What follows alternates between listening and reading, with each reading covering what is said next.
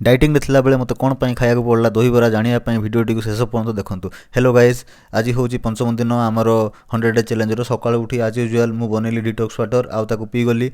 P सरला परे मु गली जिम रो आसिकी मु पीली प्रोटीन। तापर बाहरली स्त्री को ऑफिस साड़ी।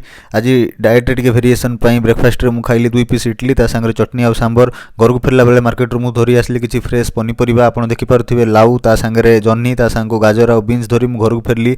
दीपर लंच रे स्त्री बनैतिले बहुत टेस्टी खाइबा। आज भात डाली बड़ी कोबी भजा सांग को होता पियाज साई भजा। भात रे टिके घीओ पकईकी से टिके लेंबू चुपुड़ी लुण टिके पकई खाइबार मजा ही किछि अलगा।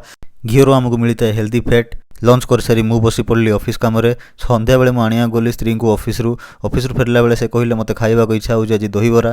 तांको नहीं पहुँची गली आगरे थिबा 56 भोग रेस्टोरेंट रे। सेठी आमे खाइलु दहीबरा आउ हमको मने पड़ी गला ओडिशा कथा। डिनर रे गाजर और बीन्स पकई स्त्री बनैथिले वेज फ्राइड राइस ताकू खाई मु चलली सोई।